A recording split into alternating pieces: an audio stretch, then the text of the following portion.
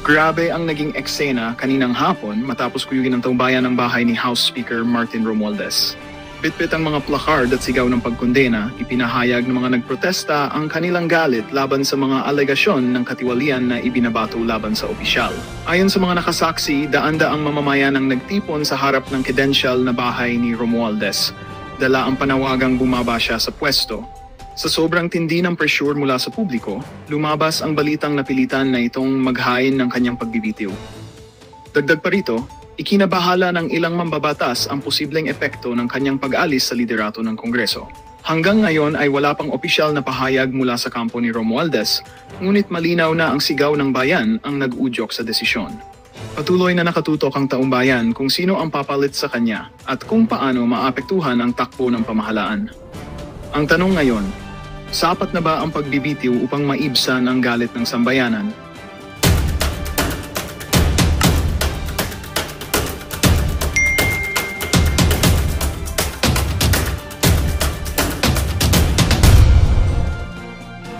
Well, isang mabilisan lang muna ha. Actually, sa mga oras na ginagawa ko itong video na ito marami ng mga videos ang kumakalat ngayon sa internet patungkol sa mga gamit o sa mga office things galing sa opisina ni Romualdez ang inililigpit at kinukuha na. Which is sumakto naman yan sa balita kahapon na ngayong araw daw sasabihin na officially ang papalit sa kanya bilang House Speaker. Pero ang malaking tanong ngayon ano ba talaga ang nag-push kay Romualdez upang bumaba bilang Speaker? Yan ba ay dahil sa pressure na nangyayari ngayon? O yan ba dahil sa takot na posibleng mangyari sa Pilipinas? Na remember mga kapopong ha? Alam nyo naman siguro ang mangyayari sa araw ng linggo, which is maraming mga very exclusive subdivisions ngayon sa Metro Manila ang naghahanda na patungkol sa magaganap sa linggo. Or in short ang karamihan kasi ng mga politiko ngayon ay nakatira sa mga exclusive subdivisions na yan. Well, meron pa nang unverified photo na lumalabas ngayon na pati daw di umano ang gate ng bahay ni Romualdez ay pinataasan muna sa ngayon. Well, nararamdaman na ba nila na posibleng merong mangyaring hindi inaasahan sa linggo? At yan rin ba ang dahilan sa kung bakit ang ilan sa mga sangkot na politiko ngayon o yung mga politikong mainit sa mata ng mga Filipino biglang unti-unting umaalis ng Pilipinas ngayon? Bakasyon lang ba talaga ang kanilang gagawin o takot sila sa mangyayari sa linggo? Well, may point ba mga kapupong? Anyway, ito pa yung bagong balita. Si Martin Romualdez ay nakatakdang lisanin ang kanyang posisyon bilang Speaker ng House of Representatives ayon sa mga source. Inaasahan na mapupunta ang pamumuno kay Isabela Representative Faustino Boji D. III ayon sa mga taong may alam sa usapin. Kahapon ang sesyon ng House ay natapos agad sa loob lamang ng 30 minuto dahil sa mga ulat na may nagaganap na pagbabago sa pamunuan. Kasabay nito, nagpapatuloy ang pagsisiyasat ukol sa mga irregularidad sa flood control projects. May mga nagsabi na posibleng mag-leave muna si Romualdez. Ayon sa rules ng House, kung magkakaroon ng bakante, isa sa mga deputy speaker ang pansamantalang gaganap sa tungkulin. Kung hindi sila magkasundo sa pagpili ng kapalit sa loob ng isang araw, gagamit ng proseso ng bunutan upang magtalaga ng bagong mamumuno. Sinabi ni Navotas Representative Toby Tiangco na maaaring mangyari ang pagbabago sa Miyerkules. Gayunman, ayon sa kanya, hindi ito magkakaroon ng malaking epekto kung wala ang suporta ng Pangulo. Idinagdag niya na wala umanong makakagalaw sa House kung walang respeto at konsiderasyon mula sa Malacanang. Bago ang mga ulat ng pagbibitiw, nakipagpulong si Romualdez sa mga leader ng malalaking komite ng House upang repasuhin ang mga isyu at hamon na kinakaharap ng kapulungan. Sinabi niya na dapat ipagpatuloy ang mga investigasyon sa mga alegasyon ng irregularidad upang malinawan kung ano ang kailangang malaman ng publiko. Sa posibilidad na maupo si Boji D bilang bagong speaker, nakatuon ang pansin ng marami kung paano maaapektuhan ng pagbabagong ito ang mga prioridad sa batas at ang pagbabantay sa mga proyekto ng pamahalaan. Para sa mga taga-Masid, mahalaga ang panahong ito upang makita kung mas lalakas ang mekanismo ng pananagutan sa loob ng House, lalo na kaugnay ng mga kontrobersya sa kanilang public infrastructure projects. Ang ganitong transisyon ay nakita ng marami bilang pagsubok sa kakayahan ng institusyon na panatilihin ang tiwala ng publiko. Sa mga oras na tumitindi ang usapin sa pamumuno, malinaw na mananatiling mahalaga ang maayos na koordinasyon ng lehislatura at ehekutibo upang masiguro ang pagpapatuloy ng mga programa para sa mga mamamayan. Actually, ganito kasi yan. Well, sino ba naman kasi ang di maiintriga sa post na ito ni Ramon Tulfo, di ba? Dito sa post niya na, sino daw itong mambabatas na humingi ng 1 bilyong piso sa mga diskaya para ipagtanggol sila sa Blue Ribbon Committee? Ang balita na nakarating sa akin ay nagkasundo ang mambabatas at ang mag-asawang diskaya sa halagang 120 milyong piso. Which is ang pinakamalaking tanong kasi ngayon, mga kapupong, at kung meron mang katotohanan itong post ni Tulfo na ito, sino ba yung tinutukoy na Tulfo na mambabatas daw? At kung kayo ang tatanungin ko sino ba yung mambabatas na tinutukoy niya? Well, okay lang ba na i-comment nyo muna yan sa comment section? Anyway, ito pa yung iba pang balita. Si Mayor Vico Soto ay nagsalita kamakailan tungkol sa mga alegasyon na kinasasangkutan ng mga diskaya. Sa mga pagdinig at ilang panayam, sinabi ni Soto na may mga hindi pagkakatugma sa mga pahayag ng pamilya Diskaya kaugnay ng mga flood control projects na nasa ilalim ng Department of Public Works and Highways o DPWH.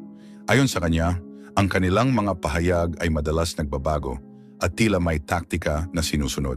Sinabi pa ni Soto na ayon sa mga diskaya, ang kanilang kita mula sa mga proyekto ay nasa 2 hanggang 3% lamang. Ngunit para sa kanya, mas makatotohanan na ito ay nasa pagitan ng 10 hanggang 15%. Dahil dito naniniwala siyang may plano na guluhin ang usapan upang sa huli ay mawalan ng linaw at hindi magbunga ng malinaw na resulta ang mga kasong ito.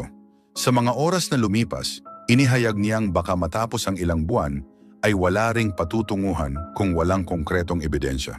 Dagdag pa niya, may mga senador, kongresista, ilang opisyal ng DPWH at mga kontraktor na isinama sa testimonya ng mga diskaya.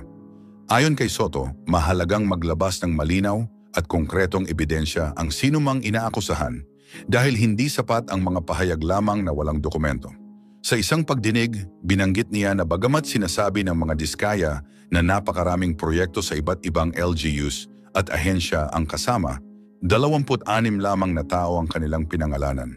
Para kay Soto nakapagtataka ang ganitong agwat sa bilang. Inamin ng alkalde na may mga pagkakataong nadidismaya siya dahil tila mabagal ang progreso, subalit nananatili siyang nakatuon sa kanyang tungkulin.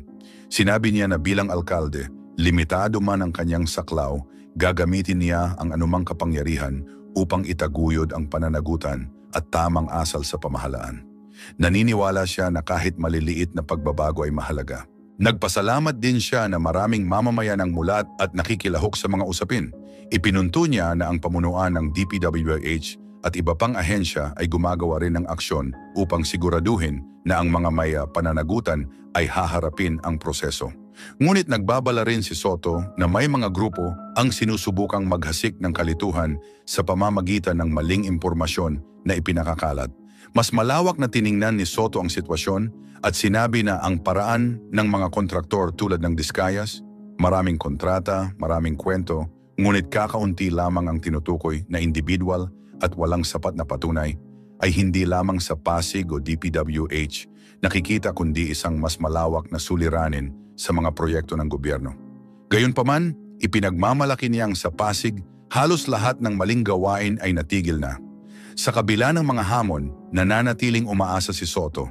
Naniniwala siya na posible ang mas malinaw at tapat na sistema kung magpapatuloy ang pagkilos ng mga mamamayan. Hinikayat niya ang lahat na huwag baliwalain ang maliliit na maling gawi tulad ng pagbibigay ng suhol para sa simpleng pabor. Para kay Soto, ang normalisasyon ng katapatan, pananagutan at tamang asal ang tunay na paraan para umunlad ang ating bansang Pilipinas. Actually, ganito kasi yan, mga kapupong. At please makinig kayo mabuti ha. Simula nung lumabas ang patungkol sa mga politiko at mga business personalities na nasangkot sa pagkubra ng mga pondo sa flood control projects, paniguradong ang karamihan sa kanila busy na busy rin ngayon kung saan ilalagay ang mga pera meron sila. Na mga pera naman na galing rin sa atin. Pero alam nyo ba na ang karamihan sa kanila ay hindi inilalagay sa bangko ang mga perang kinupit nila? Yes mga kapupong, dahil ang karamihan sa kanila talagang physically itatago ang mga pera sa mga secret places meron sila. Yung iba ay sa mga kondo meron sila. Yung iba ay sa mismong mga mansion meron sila or sa mga bunkers o mga underground places meron sa kanilang mga bahay. At yun iba pa nga ipinapahawak muna sa mga kamag-anak meron sila. Well, hindi na bago yan, di ba? Which is yung iba pang mga politiko sa ibang bansa pa nila idinideposito ang mga pera nila. Well, kaya't huwag na kayong magtaka ngayon sa kung bakit ang ilang mga nasangkot sa flood control projects still nakukuha pang ngumiti kahit dawit sila sa mga issue. Pero ang kagandahan naman ngayon mga kapupong sabihin man nating hindi magkakaalyado itong mga batang politiko na ito.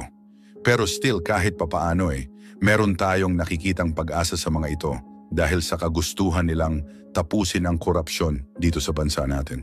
Well, sana dumami sila, di ba?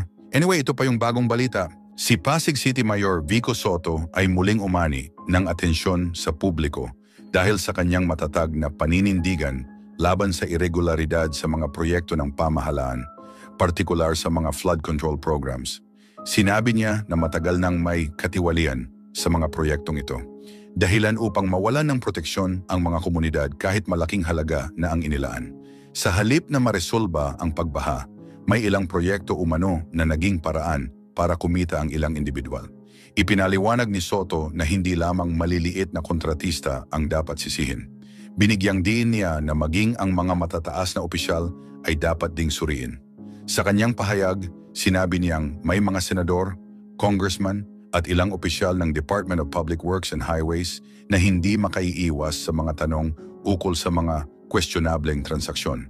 Bagamat hindi siya nagbanggit ng pangalan, nilinaw niya na dapat fair ang pananagutan anuman ang posisyon ng isang tao. Nagbigay rin siya ng babala ukol sa pagkalat ng maling impormasyon. Paalala niya, may mga grupo na kayang gumawa ng kwento na malayo sa katotohanan at ang layunin ay lituhin ang publiko o ilihis ang usapan mula sa totoong isyu. Hinikayat niya ang mamamayan na maging mapanuri at huwag basta-basta maniwala.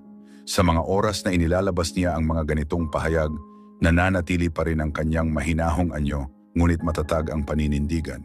Aminado siya na malalim na ang ugat ng katiwalian at hindi ito mawawala agad, ngunit naniniwala siyang ang pagiging tapat at malinaw ang pinaka-epektibong paraan upang ito ay harapin. Sa pamamagitan ng paglalantad ng mga mali sa gobyerno, nais niyang hikayatin ang mga pagbabago hindi lamang sa Pasig, kundi sa buong bansa. Maraming Pilipino ang sumasang-ayon sa kanya dahil matagal nang nakikita kung paanong ang pondo para sa mga infrastruktura ay nauuwi sa maling paggamit. Sa bawat tagulan, patuloy pa ring lumalala ang pagbaha kahit na bilyon ang inilaan para rito. Binigyang diin ni Soto na ang tunay na pagbabago ay nangangailangan ng aksyon mula sa pamahalaan at pagbabantay mula sa publiko.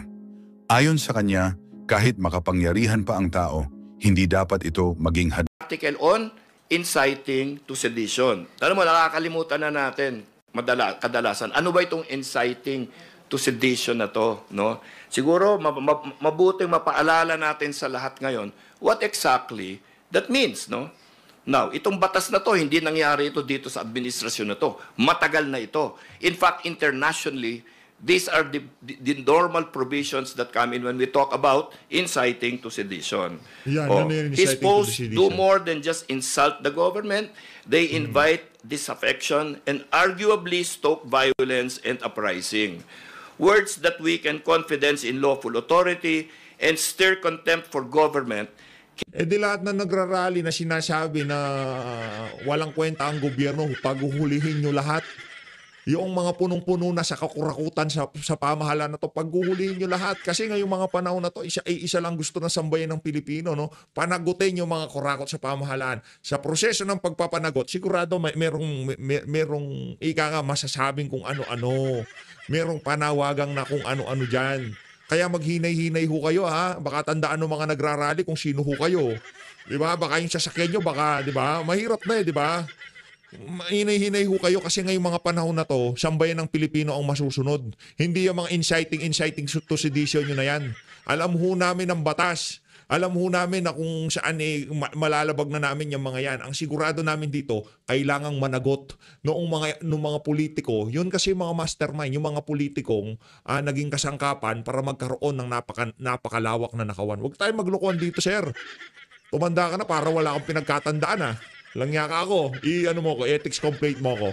Hindi ako congressman, walang hiya ka. Carry the seditious character that is prohibited by our penal laws.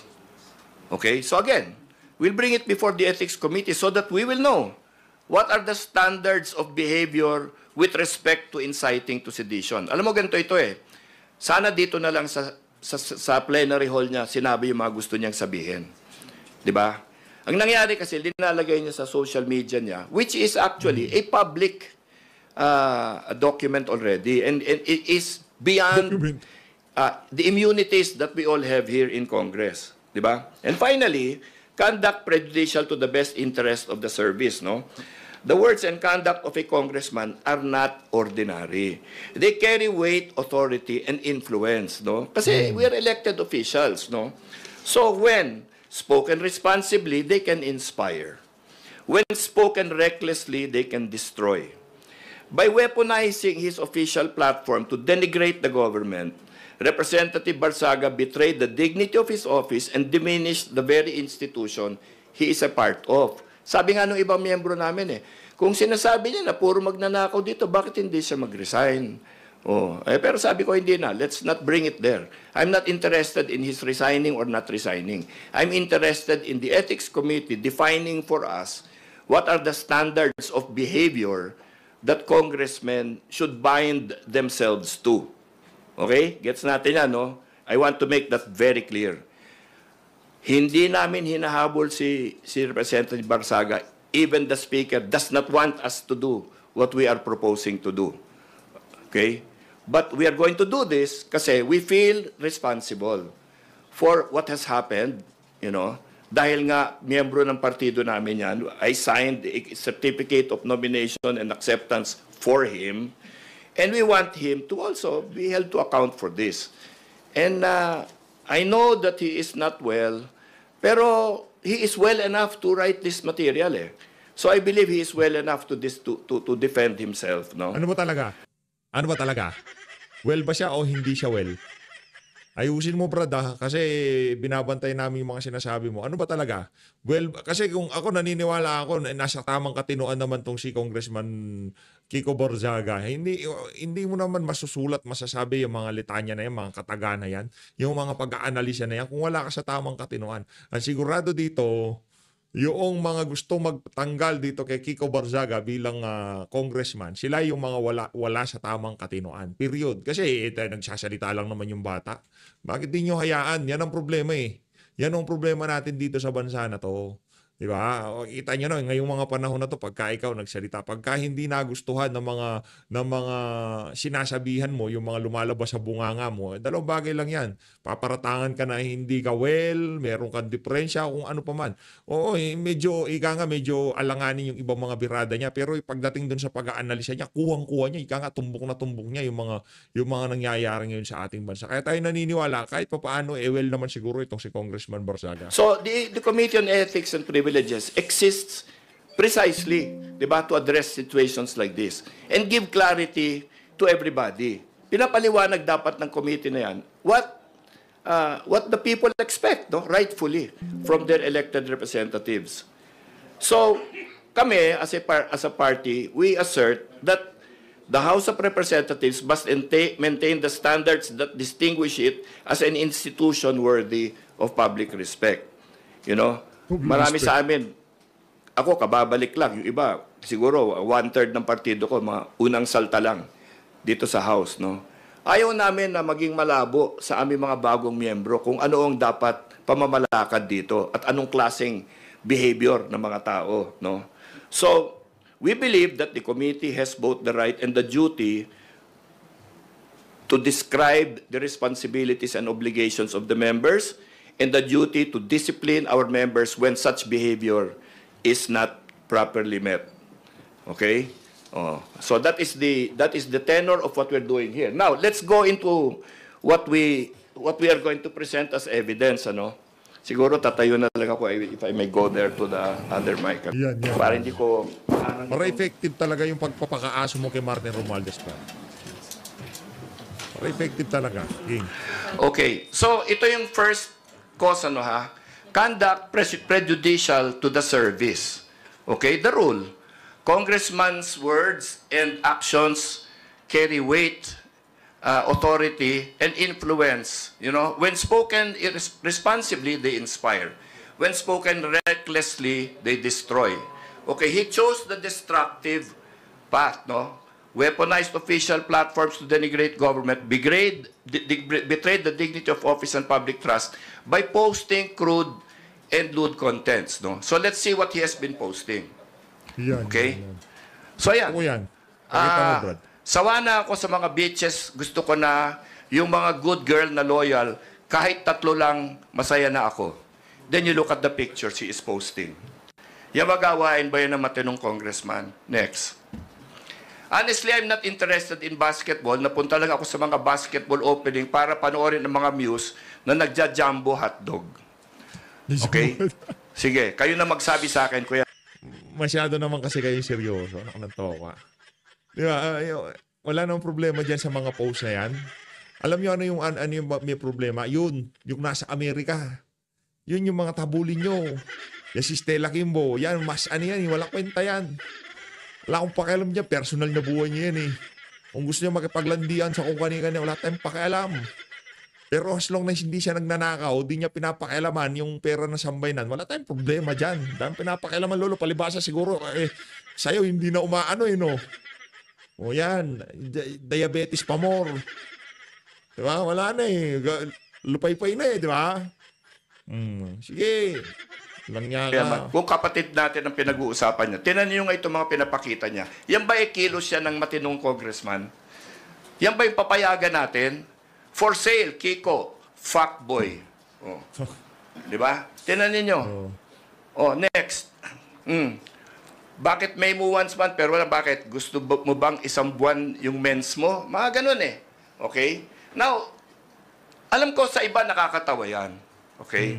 Pero matanda na kami, hindi na kami masyadong natatawa dahil pinagdaanan na namin lahat ng klaseng birong ganyan Pero hindi ganito You know, this is out in social media. It demeans women and it offends me personally So, hindi pa pwedeng ganyan Oh, next. Yan, tinan ninyo. Alam niyo yung mga rally na ganyan, may bata dyan. Naalala niyo yung panahon yata ni President Pinoy, meron mga naglagay ng mga ganyan-ganyan sa mga rally nila at na problema sila sa COMELEC Bakit ngayon okay na yan? Tapos hindi lang gagawin sa rally. Di ba, kung sa rally lang, gusto niyang ipalaganap yung ganyan sa distrito niya, sa Dasmariñas, gawin niya yon. Bakit niya ikakalat sa buong bansa? Ano bang tingin niya sa kababaihan natin? Bababuhin na lang ng ganyan. Di ba? Sige, go pa. Lalagyan niya ng pera yung Oh. Di ba? I know he is not well. But we cannot allow this behavior to be unresponded to Brad, ano ba talaga? Well ba siya o hindi siya well? Nalilito na ako. Sabi mo, well naman yan. Di naman makakapag-isip ng ganyan yan kung hindi siya well. Ngayon, unwell na naman siya. Ano ba talaga? Well or unwell? Kailangan magsalita tayo. Hindi pwede yung ganyan. Hindi pwede babuyin yung mga babae natin, kababaihan natin ng ganyan. Di ba? We live in a decent society. We're trying to develop Decent society, yung walang humpay na pagnanakaw sa pamahalaan. Decent society. Wala akong pakialam dyan. Kabitean, girlfriendin, hanggang long na walang asawa yan si Kiko Barzaga. Wala akong pakialam. Personal na buhay niya yun I don't care. Brad, wala akong pakialam dyan. Alam mo, nakakasuka. Pagtabihin mo yung mukha nitong ni Zaldico at nitong si Kiko Barzaga, mas kahit na nakahubad pa itong si Kiko Barzaga kasama yung mga chicks na yan mas masusuka pa rin ako doon sa yan, kahit na nga meron niyang aladilima na na tipong video, wala pakialam, bahala siya dyan. As long na walang nakawan, walang pagnanakaw sa kaban ng bayan, wala tayong problema dyan. Kung bababaw nyo. Yung ethical sa kanila, yung tipong mag-insert ka sa budget, tumanggap ka ng payola, yun. Ethical yun sa mga congressman. Good moral character in our children. Bira. This is not helping. And he is a congressman. He is using his official website to say these things. Sabi sa akin mga kapartido ko, eto na naman, mainit na naman ang ulo mo. Hindi Hindi, masakit ang loob ko. Hindi mainit ang ulo ko. Sakit na anak ni PD ito Alam niyo, tinan nyo yan. Oh, sige, go. Oh. Yan, maggaganyan ka ng pera. Tama bang behavior ng congressman yan? Eto nga tayo, ang dami binabatikos dito dahil mga ganyan tungkol sa pera. Tapos ganyan, papayagan namin yan. Okay, Dahil he is not well. Siguro, kung gawin yan ng iba, bakit pinalusot nyo yan? Kami, hindi nyo ginaganyan. Highest paid careers, politician. Ano yung sabi niya? Ako yan? Parang ganon.